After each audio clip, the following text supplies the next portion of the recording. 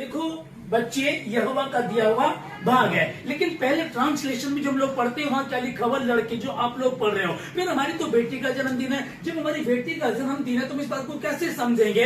हाँ, राधिका सिस्टर ने बहुत अच्छी बात बताई, क्योंकि पहले मुर्गा आया। मुर्गा क्यों आया? क्योंकि पहले परमेश्वर ने आदम को बनाया और फिर ऐसे किया। जो बीज परमेश्वर ने बनाया, ये आम का बीज है, पहली बार उसने डायरेक्ट पेड़ पौधे बना दिए और उसी में उसका बीज था।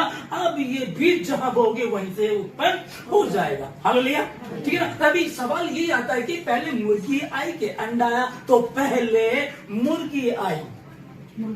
हाँ समझिए, हाँ ठीक है ना। तो मुर्गी तो नहीं थी, ठीक है ना, वो तो पुरुष था।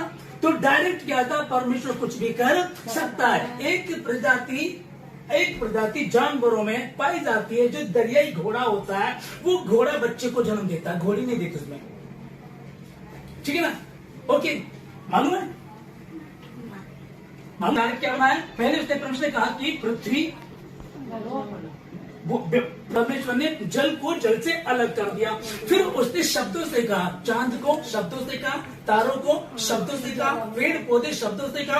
पहली बार में डायरेक्ट पेड़ बन गए थे, लेकिन उसके बाद हम बीज बोते तब जाकर के पहले वो पौधा होता, धीरे धीरे बढ़ता और एक दिन वो फलवंत हो जाता। उसी प्रकार से हम कहें कि दुनिया में सबसे पहले अंडा आया कि मुर्गी आई। तो ये कंफ्यूजन लोगों की बहुत ज्यादा। तो मेरी बाइबल जिसमें लिखा है कि परमेश्वर ने पहले आदम को बनाया, परमेश्वर ने पहले पेड़ पौधों को डायरेक्ट बना दिया और फिर उसी में जो फल आता उस फल में बीज है। आप आम खाते हैं, गुठली फेंक देते हैं और गुठली वही फिर से फलवंत, फिर से वो वहीं से पेड़ उग जाता है। उस प्रकार से तो आज का ये रहा। अभी हमारी बात चल रही कि बेटी का हमारे जन्मदिन है।